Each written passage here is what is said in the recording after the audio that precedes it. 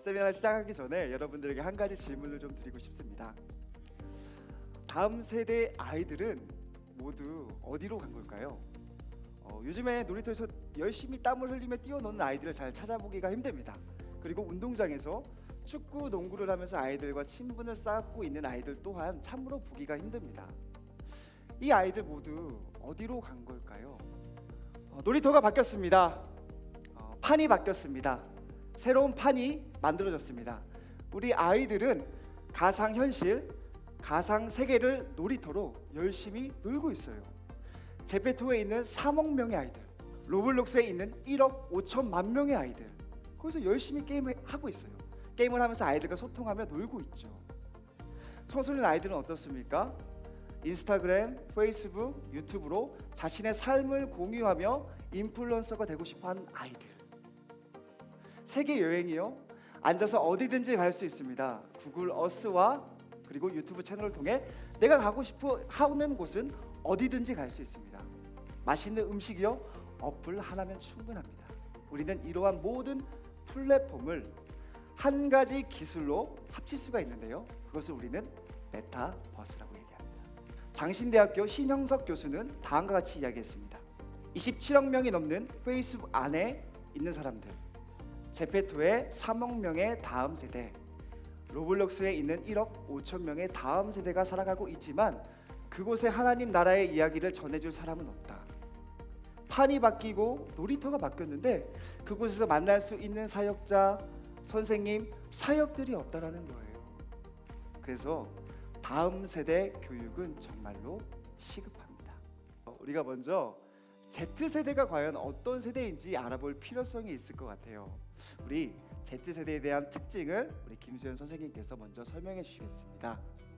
네, Z세대는 1990년대 중반 이후 탄생한 세대를 뜻하는데요. 디지털 네이티브, 디지털 원주민이라고 해서요. 태어났을 때부터 이미 주변의 디지털 환경들 속에서 자라났기 때문에 디지털 기기를 사용하는 데 있어서 굉장히 익숙한 세대입니다. 아이들 일어나면 뭐부터 잡죠? 핸드폰부터 잡죠. 이게 바로 디지털 네이티브 세대임을 이야기해주고 있는 거예요. 아이들이 기기랑 상당히 친숙하구나. 혹시 여러분 부캐라고 들어보셨습니까? 혹시 여러분들 이분 누구신지 아십니까? 유재석. 국민 MC 유재석 씨죠. 혹시 이분 누구신지 아십니까? 유재석. 유재석. 틀렸습니다. 유산슬 트로트 가수입니다. 유재석 씨가 여러 가지 캐릭터를 연기를 하죠. 마찬가지로 우리 아이들도 이곳에서의 나, 이곳에서의 나, 이곳에서의 나, 두 캐릭터가 있다라고 하는 것입니다. 마지막으로 초개인화 시대입니다. 여러분 혹시 이 단어를 아시나요? 개취, 존중, 실존주의. 실존주의의 의미는 싫은 것도 존중해 달라는 의미입니다. 이처럼 우리 다음 세대 아이들은 너무 개인화된 삶의 패턴도 그렇고 이러한 특징을 갖고 있는 세대가 바로 Z세대임을 우리는 기억해야 합니다. 그래서 우리가 이 아이들이 과연 메타버스 환경과 얼마만큼 밀접한 관련이 있는지 설문조사를 통해 알아봤습니다. 인터넷 사용 시간에 대해서 물어봤는데요, 우리 학생들을 보세요. 1시간, 2시간, 3시간, 4시간까지 그 시간대가 굉장히 넓게 분포되어 있습니다. 하지만 우리 선생님들은 1시간 무려 70%입니다. 아이들이 이렇게 넓게 분포되어 있는 모습을 보면 아이들이 확실히 온라인을 통하여, 데이터를 통하여 놀고 있구나, 놀이터의 문화가 바뀌었구나, 우리는 이것을 인식할 수가 있습니다. 두 번째로 보시면 자주 사용하는 플랫폼은 무엇인가요? 라는 질문에 학생들은 카톡, 유튜브, SNS, 게임 등 다양한 놀이터에서 다양하게 즐기고 있는 모습을 볼 수가 있었고요. 우리 선생님들은 첫째도 깨톡, 둘째도 깨톡, 셋째는 아마도 유튜브. 아이들과 틀리죠. 놀이터가 다르다는 의미예요. 자, 세 번째 보시면은요, 메타버스에 대해서 들어보셨나요? 학생들은 무려 71%나 들어봤습니다. 반면 우리 선생님들은 43%, 아직 많이 듣지 못하고 메타버스의 환경을 인식하지 못하고 있다는 것이죠. 굉장히 흥미로운 질문인데요, 주일학교에서 메타버스를 사용하면 좋겠나요? 라는 질문에 오히려 선생님들의 반응이 더 높았어요. 64%. 반면 아이들은 51%. 선생님들이 오히려 메타버스에 대한 욕구가 더 높으셨어요. 다음 설문조사를 보면은요, 학생들입니다.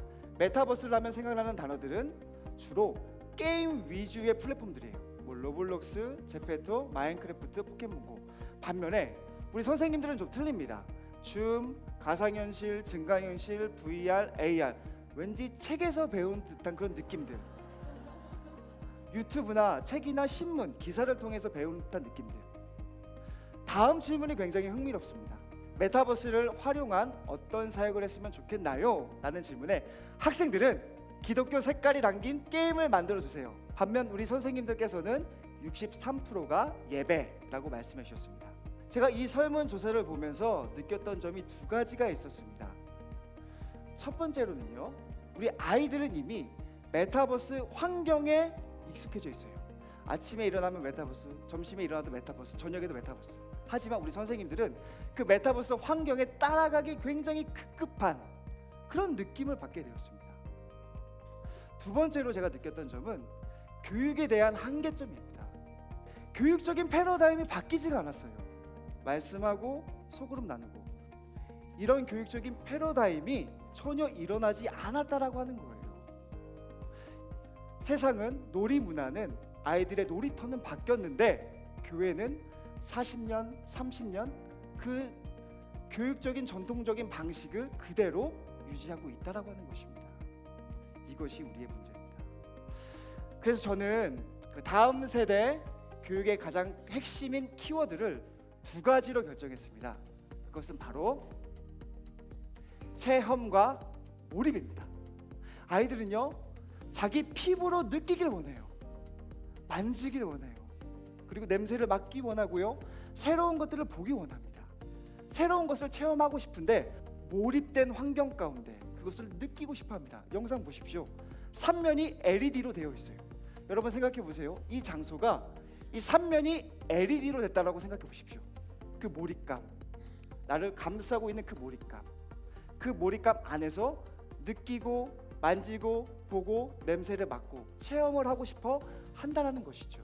교육적인 패러다임이 필요합니다. 거기 중심에는 체험과 몰입이라고 하는 것이죠. 제가 그런 부분에 의해서 4가지 여러분들에게 다음 세대 교육 제안을 드리도록 하겠습니다. 첫 번째로는요, 라이프 로깅을 이용한 브이로그입니다. 삶을 기록하는데 온라인으로 기록하는 거예요. 그래서 저도 영상 하나 찍어봤는데요. 이것을 제 인스타에 올렸습니다. 그런데 아이들의 반응이 꽤 괜찮았어요. 농구 평소에 어떻게? 저는 농구를 슬램덩크 만화책으로 배웠습니다. 사실 농구를 잘 못합니다. 그래서 저는 사실 농구 이렇게 배웠어요.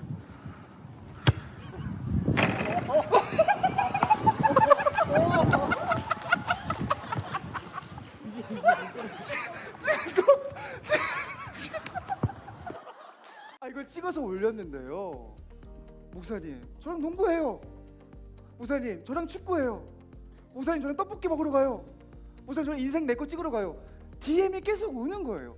여러분들도 마찬가지로 여러분들의 일상을 데이터로 기록해 보십시오. 아이들이 반응합니다. 다음으로는요, 혼합 대면입니다. 혼합 대면의 의미는 온라인이 맞아, 오프라인이 맞아, 이게 더 진리야, 아니야 이게 더 진리야, 이렇게 싸울 필요가 없다라는 거예요. 이제 우리는 이 두 가지 노선을 같이 가야 할 사역적인 사명이 있습니다. 이 혼합 대면의 정확한 의미는요, 현장을 중심으로 한, 현장을 기반으로 한 온라인 사역을 의미합니다. 현장이 아름답고 매력적이고 이런 것들을 온라인으로 보냈을 경우에 아이들이 그 모습을 보고 나도 저기 가고 싶어, 저기 가고 싶어, 이러한 생각이 든다라고 하는 것이죠. 5월 마지막 주 진행된 온세대 연합 예배는 우리에게 정말로 큰 의미를 남겼습니다. 온 세대를 위해서 백월을 설치했죠. 거기에 알맞는 그림을 그려 넣었습니다. 다 제작한 겁니다. 저기 태박 막 흘러가죠. 음향도 있고 화려한 조명, 다양한 카메라의 앵글, 그리고 어때요? 잔치죠 완전히. 그런 것들을 아이들에게 영상으로 보여준다면 아이들이 이런 욕구가 든다는 거예요. 나도 저기 가고 싶어, 저기 참여하고 싶어, 저기에 일원이 되고 싶어, 이런 욕구가 생긴다는 것입니다. 세 번째, 다양한 소통의 방식이 필요합니다. 여러분 이게 뭔지 아십니까? 마인크래프트입니다. 마인크래프트. 그 미국의 선한목자 루터교회 담임 목사님께서 아이들에게 입교 교육을 한 이후에 너희들이 생각하는 루터교회를 만들어 봐라. 마인크래프트에서 아이들을 만나는 거예요. 애들이 얼마나 좋아할까요? 이렇게 만들면서 내가 생각하는 루터교회를 왜 이렇게 생각했니? 왜 이렇게 생각하니? 의견을 나누는 거죠. 이렇게 소통하는 거죠.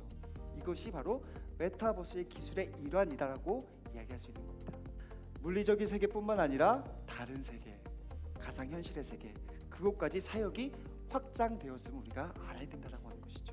그 키워드는 체험과 몰입입니다. 체험식 교육 전환입니다. 아이들은 몰입하고 싶어하고요, 체험하고 싶어합니다. 에드가 데일의 교육적인 피라미드 이론을 보면은요, 읽고 듣고 보는 데는 교육적인 효과가 10%에서 30%. 액티브 러닝을 보시면 체험입니다. 70에서 90% 이상의 교육적인 효과를 얻어낼 수 있습니다. 뭔가 아이들이 체험하면서 놀이를 하면서 교육을 하면 교육적인 효과가 훨씬 높다라고 하는 것이죠.